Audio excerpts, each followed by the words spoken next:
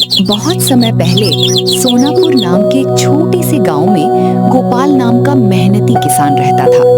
वो अपनी पत्नी गौरी के साथ साधारण जीवन बिताता था। इस बार उसके खेत में प्याज की इतनी शानदार फसल हुई थी कि पूरा खेत बड़ी बड़ी प्याजों से भर गया था। एक दिन गोपाल अपनी टोकरी में खेत से प्याज भरकर घर की ओर लौट रहा था। घर पहुंचने के लिए उसे कालेबन नाम के घने जंगल से होकर गुजरना पड़ता था।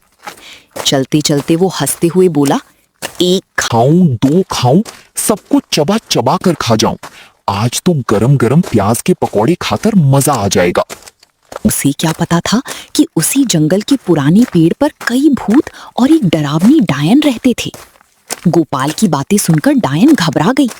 अरे, ये आदमी कह रहा है कि सबको खा जाएगा, कहीं ये हमें ही खाने की बात तो नहीं कर रहा। एक बूढ़ा भूत बोला, चुप रहो। लगता है इसने हमें देखा नहीं है। लेकिन गोपाल अपनी ही धुन में गाता हुआ आगे बढ़ता रहा। घर पहुंचते ही उसने आवाज लगाई, अरे गौरी, जरा बाहर आओ, देखो इस बार कितने बड़े बड़े प्याज हुए हैं। गौरी बाहर आई और हैरान रह गई। वाह, इतनी अच्छी फसल तो पहले कभी नहीं हुई। गोपाल बोला, मुझे बहुत भूख लगी है, जल्दी से प्याज और आलू के गरम गरम पकौड़े बना दो। लेकिन मैं घर में नहीं खाऊंगा, खेत में अभी बहुत काम बाकी है। तुम इन्हें मुरमुरे के साथ एक पोटली में बांध दो। कुछ ही देर में गौरी ने पोटली तैयार कर दी। गोपाल फिर उसी जंगल वाले रास्ते से खेत की ओर चल पड़ा और फिर वही गाना गाने लगा, एक खाऊं, दो खाऊं, सबको चबा चबा कर खा जाऊं। इस बार जंगल के सारे भूत और डायन सचमुच डर गए। अगर इसका पेट नहीं भरा तो ये हमें खा जाएगा। डायन बोली, चलो इसके सामने चलते हैं। अचानक सारे भूत प्रेत गोपाल के सामने आकर हाथ जोड़कर खड़े हो गए। प्रणाम मालिक, हम पर दया कीजिए, हमें मत खाइए।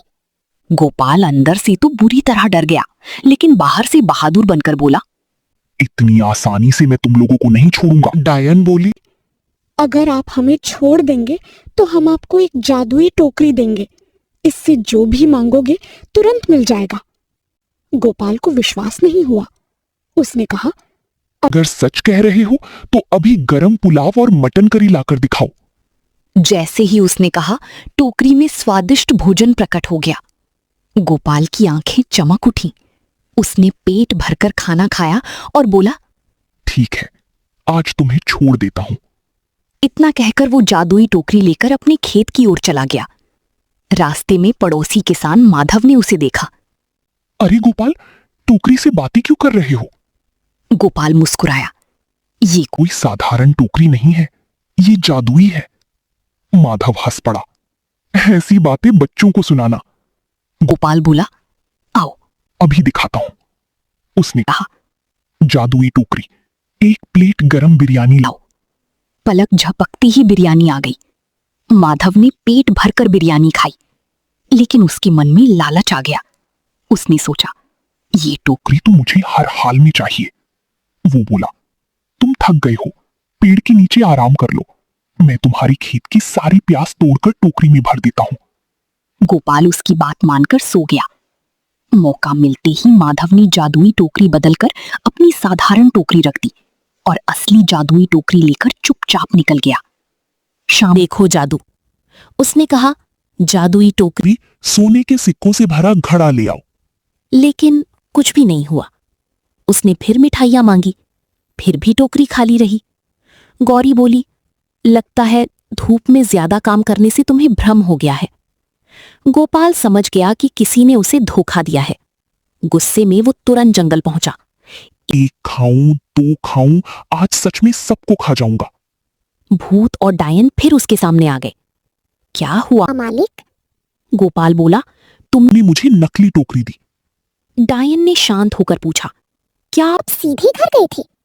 गोपाल बोला, नहीं, पहले मैंने अपने पड़ोसी माधव को इसका जादू दिखाया था। डायन मुस्कुराई, समझ गई, उसी ने टोकरी बदल दी है।